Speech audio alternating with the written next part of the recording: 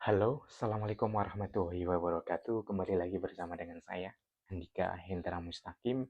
Kali ini di podcast Geopolitics. Kita akan membahas salah satu fenomena yang menarik di dunia saat belakangan hari ini, yaitu tentang perang Iran. Tetapi kali ini saya akan mendiskusikannya tentang bagaimana sih Iran itu mampu memenangkan perang melawan Amerika dan Israel yang didukung oleh negara-negara Arab, baik Arab Saudi, Qatar, Uni Emirat Arab, Kuwait, gitu kan, Yordania itu, dan ternyata Iran itu menjadi sebagai pemenangnya. Ternyata Iran adalah merupakan negara yang menerapkan strategi War of Attrition atau perang atrisi. Apa sih sebenarnya perang atrisi? Perang atrisi itu merupakan sebuah strategi perang, ya kan, yang dilakukan oleh suatu negara ketika berkonflik dengan cara melemahkan musuh. Memalahkan musuh bukan dalam artian hanya dalam segi militer dan lain sebagainya, tetapi dengan cara melemahkan musuh dalam hal personel, dalam hal logistik militer dan logistik logistik untuk kebutuhan sehari-hari, ya, sembako dan bahan panganan dan lain energi dan lain sebagainya, kemudian melemahkan sektor energi musuh-musuhnya, kemudian melemahkan secara psikologis, ya kan, masyarakatnya, tentaranya, kemudian melemahkan moral dan semangatnya, kemudian melemahkan segala sisinya. Dan Iran itu mampu memenangkan perang ini dengan war of attrition, sehingga memaksa Donald Trump untuk tunduk dan menyepakati dan mengajukan gencatan senjata yang saat ini dalam perundingan di Islamabad, Pakistan. Apa strategi perang war attrition yang dilakukan oleh Iran? Yang pertama, Iran menyerang negara-negara Arab dengan beraninya dan sebelumnya tidak pernah dilakukan secara masif. Iran itu menyerang negara-negara Arab, mulai dari Arab Saudi, Kuwait, Uni Emirat Arab, ya kan, Qatar, ya kan, sampai Yordania. Itu negara-negara Arab tersebut merupakan negara-negara yang selama ini menjadi aliansi utama Amerika Serikat. Otomatis ketika menjadi aliansi utama Amerika Serikat, mereka juga memiliki hubungan yang baik ataupun tidak baik dengan Israel, ya kan? Dan kelima, atau negara-negara Arab tersebut itu memiliki pangkalan militer Amerika Serikat. Pangkalan militer Amerika Serikat di negara-negara Arab itu tersebut itu digunakan oleh Amerika Serikat untuk menyerang Iran. Karena itulah Iran memiliki dalih, Iran memiliki klaim, memiliki alasan untuk bisa menyerang negara-negara Arab tersebut dengan tujuan utama, yaitu menghancurkan pangkalan militer Amerika Serikat di negara-negara Arab tersebut, dan itu terbukti efektif untuk menekan negara-negara Arab untuk apa ya, secara psikologis mereka terus diteror, bahkan ya selama 40 hari gitu kan. Mereka diteror oleh rudal, diteror oleh drone, diteror oleh perang propaganda, perang hybrid dan lain sebagainya oleh Iran gitu kan. Jadi bayangkan saja gitu kan, negara-negara Arab yang mengandalkan ekonominya dari sektor itu kan, dari berbagai sektor termasuk pariwisata, minyak dan lain sebagainya, itu harus tertunduk lesu gitu kan. Sebagian masyarakatnya harus berlindung, ya kan, berlindung di rumahnya, tidak bisa bepergian, yang bepergian hanya kebanyakan adalah para ekspatriat, para para tenaga kerja, ya kan, para tenaga kerja asing. Ini kan menunjukkan bahwa keberanian Iran dengan cara melemahkan sekutu-sekutu Amerika Serikat. Dengan melemahkan sekutu-sekutu Amerika Serikat, maka secara otomatis mereka itu kan akan terdesak. Dengan setelah terdesak, mereka akan meminta Trump untuk melakukan gencatan senjata. Dengan demikian, maka perang bisa akan berusai, perang akan berakhir. Jadi tekanan perang atrisi dengan melemahkan sekutu itu secara tidak langsung itu akan melemahkan Amerika Serikat. Yang paling keren juga, kita ketahui bahwa 85% serangan balasan Iran, ya kan, ke Amerika Serikat dan sekutunya, 85% itu dilakukan ke negara-negara Arab. Itu kan bisa bayangkan, berarti kan 15% itu mengarah ke Israel dan mengarah ke ini ya, apa, ke kapal induknya kapal induknya milik Amerika Serikat. 85% itu angka yang sangat signifikan. Bayangkan, angka yang sangat signifikan untuk menekan negara-negara Arab.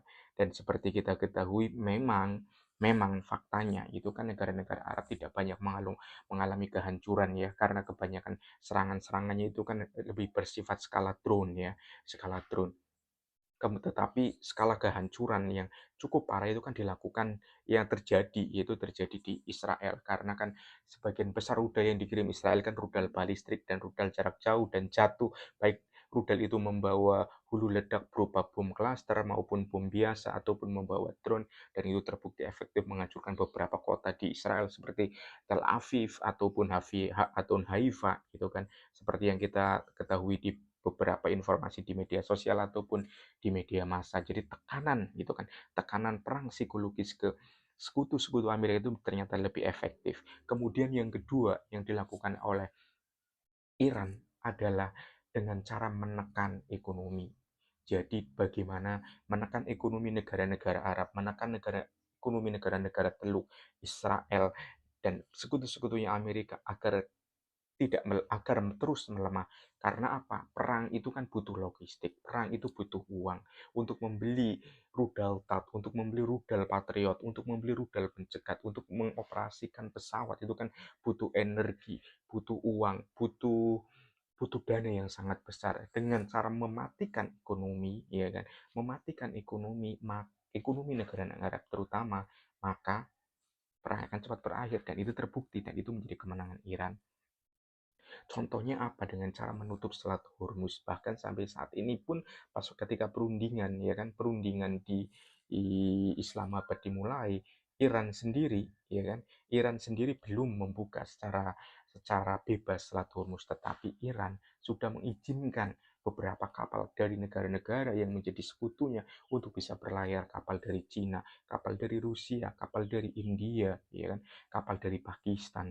Tetapi kapal dari Indonesia ya kan tidak bisa, ya kan, tidak bisa lewat itu, padahal ada 2 kapal Indonesia yang sudah berada di Selat Hormuz dan itu tertahan membawa minyak untuk Indonesia.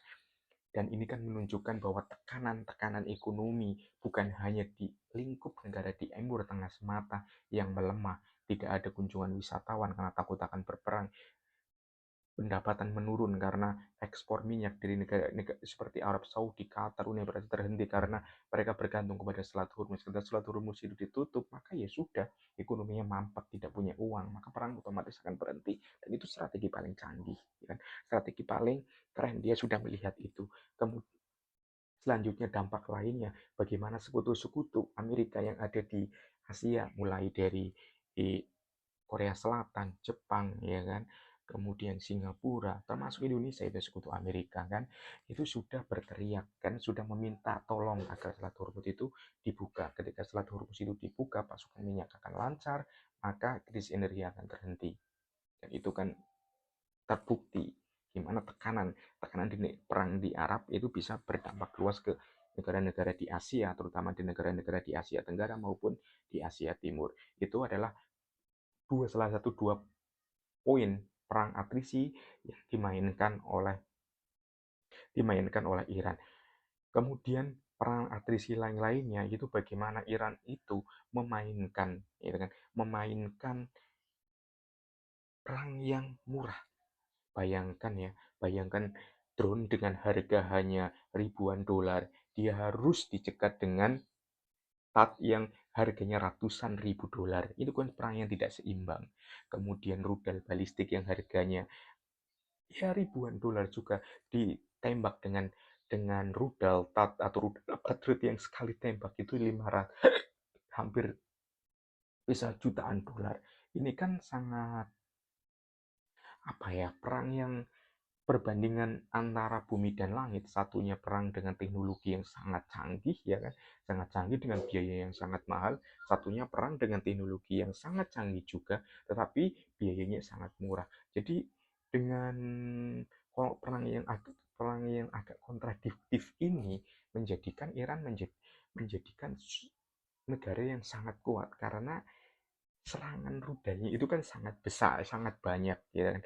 Jumlahnya saya tidak terlalu tahu, tetapi ketika Amerika Serikat mengklaim bahwa sudah mengebom lebih dari 13.000 bom, 130 target, berarti 13.000 target, berarti menggunakan 13.000 bom. Satu bomnya itu bisa 500.000 dolar, setengah juta dolar, antara 100.000 dolar, harganya kan sangat mahal. Israel saja sudah mengebom lebih dari 10.000 bom ke Iran. Ini kan sudah menjadi yang sangat apa ya, yang sangat sangat kontras dan sangat kontradiktif, karena biayanya perangnya sangat besar.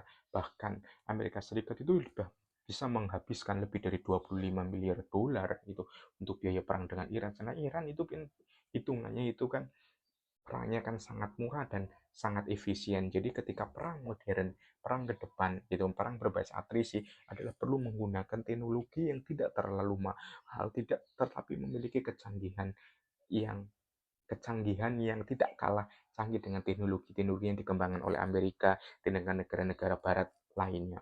Dan Iran mampu mampu menguras energi, menguras keuangan, senjata-senjata barat itu keluar lebih banyak gitu kan, lebih masif dibandingkan dengan dibandingkan dengan apa yang sudah dilakukan Iran.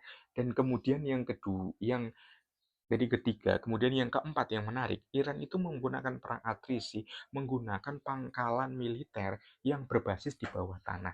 Berbeda dengan Arab, berbeda dengan negara-negara Amerika Serikat yang memiliki pangkalan di negara-negara Arab. Umumnya kan pangkalan-pangkalan itu kan hanya di padang gurun, gurun pasir, terlihat bisa dideteksi dengan citra satelit. Ketika bisa dideteksi dengan citra satelit dengan mudah, Cina dan Rusia memasuk citra satelit yang diambil, kemudian dikasih ke Iran, titik koordinatnya sudah diketahui, bisa jadi dengan backbone. Beda dengan Iran. Iran itu memiliki pangkalan rudal itu kebanyakan itu ada di bawah gunung, ada di bawah tanah. Bahkan kalau di Pulau Hak seperti Pulau Qasim itu yang diceritakan di media sosial ataupun di media massa, Pulau Hak itu bawahnya itu adalah kota rudal, di bawahnya itu kota drone. Jadi peluncuran itu ketika ke atas itu diserang, setelah itu ketutup, orang citra satelit itu akan mengetahuinya bahwa itu adalah padang pasir, itu adalah padang gurun, padahal kenyataannya di bawahnya itu ada kota-kota rudal yang siap menembakkan rudal-rudalnya ke wilayah musuh. Kota rudal itu tidak terlihat. Ini kan perang atrisi. Jadi perang yang tidak terlihat melemahkan moral, ya, melemahkan ekonomi, melemahkan psikologis. Akhirnya yang dibom dan oleh Israel dan itu kebanyakan itu apa yang terlihat, apalagi banyak juga itu kan Iran menggunakan balon-balon buatan Cina, itu kan helikopter balon, kemudian pesawat balon, ternyata setelah dibom itu adalah ternyata balon. Dan ini kan menunjukkan perang kamuflase yang sangat menarik, atau salah satu perang strategi yang dilakukan oleh Iran untuk bisa gitu kan menipu itu ataupun menipu ataupun mengecoh Amerika Serikat dan Israel. Itu menjadi hal yang menarik sekali, ya kan, ketika perang atrisi itu ternyata menjadi kelebihan Iran. Kemudian yang kelima, ini berkaitan dengan komunikasi, dengan propaganda. Kita ketahui bahwa dukungan media-media pemerintah Iran, dukungan media-media Iran itu sangat kuat. Mereka memiliki nasionalisme yang sangat tinggi. Jadi media-media memainkan perang propaganda yang sangat masif. Media-media Iran itu melakukan analisis, melakukan pemberitaan, mengupload video di media sosial, mengupload kemampuan-kemampuan Iran yang menunjukkan bahwa Iran itu adalah bangsa yang unggul. Iran itu adalah bangsa yang mampu menaklukkan musuh. Iran adalah bangsa yang bertahan terhadap penjajahan, tidak apa namanya, bahwa perlawanan yang dilakukan Iran adalah bentuk upaya untuk self defense, gitu kan, self defense yang menarik. Dan ini menunjukkan bagaimana gitu kan propaganda itu dimainkan, dan bukan hanya dilakukan oleh media pemerintah, tetapi juga oleh masyarakat Iran. Dan Iran juga melakukan censorship yang sangat kuat, termasuk yang dilakukan oleh Israel, dengan cara itu kan tidak boleh masyarakat membagikan informasi yang salah atau menunjukkan kelemahan negaranya, bahkan menangkap itu warga masyarakat yang dianggap ala anteksionis, agen Mossad dan lain sebagainya, karena mereka membocorkan informasi negara. Dengan demikian itu kan propaganda gitu kan sangat menjadi faktor pendukung dalam perang atrisi ini. Kemudian ketika kita ketahui bahwa apa yang dilakukan Iran dalam perang Atrisi itu kan adalah menimbulkan dampak ketakutan-ketakutan yang berlebihan. Dampak-dampak ketakutan berlebihan itu seperti apa? Seperti yang dilakukan Iran dengan memaksa ataupun mengancam itu kan negara-negara NATO lainnya gitu kan, seperti yang ada di Eropa tidak boleh ikut. Mereka mengancam gitu kan. Mereka tahu kan apa yang dilakukan Iran itu adalah bukan negara yang kuat. Dengan ancaman-ancaman tersebut, dengan propaganda untuk menakuti ya kan, menakuti sekutu-sekutu NATO yang lainnya, maka Iran mampu berhasil gitu kan meredam mampu meredam perang ini. Ya udah sampai 40 hari saja, tidak bisa lebih dan tidak kurang. Dengan demikian Iran akan memiliki kekuatan lebih untuk bisa bernafas lega, untuk menyetok senjata lagi, untuk memperkuat logistik lagi. Dengan demikian, strategi perang retresi sangat tepat untuk diterapkan di Indonesia, untuk dipelajari, untuk dikaji lebih matang, karena perang atrisi adalah perang yang berbasis kepada teknologi, perang yang berbasis kepada kecerdasan, perang yang berbasis kepada meritokrasi. Jadi serahkan itu semuanya kepada ahlinya, serahkan semuanya itu kepada orang yang mengerti, yang memahami, dan itu menjadikan kekuatan Iran menjadi semakin kuat. Iran tidak bisa dilemahkan, Iran juga tidak bisa dipandang sebelah mata, karena sudah terbukti itu kan mereka bisa mampu mengalahkan Amerika dan Israel dalam 2 kali perang berturut-turut, dalam perang 12 hari yang terjadi pada tahun lalu dan perang 40 hari yang terjadi pada tahun 2026 ini. Dan perang atrisi menjadi perang masa depan, perang yang melibatkan bukan hanya kesiapan militer tetapi kesiapan ekonomi, persiapan politik, sosial, budaya. Karena apa? Di dalam perang atrisi, faktor keenam yang paling penting adalah nasionalisme masyarakatnya, dukungan masyarakatnya, bahwa Iran mampu menempatkan publik itu, masyarakat itu sebagai tameng hidup. Tameng hidup. Ketika tameng hidup itu muncul gitu kan, dan apalagi seruan dari Mustafa Khamenei, pemimpin tertinggi Iran, sudah mengatakan bahwa rakyat Iran harus hidup seperti orang biasa, seperti masa biasa, tidak ada rasa ketakutan, tidak ada rasa gelisah, rasa yang melemahkan, merasa minder, tapi mereka berani berdemonstrasi, turun ke jalan rame-rame dalam kondisi perang. Mereka berani ke pasar, pasar tetap ramai, toko tetap buka, tidak ada rasa ketakutan, sehingga dunia akan melihat bahwa semua yang ada Iran baik-baik dan masyarakat tetap mendukung pemerintahannya.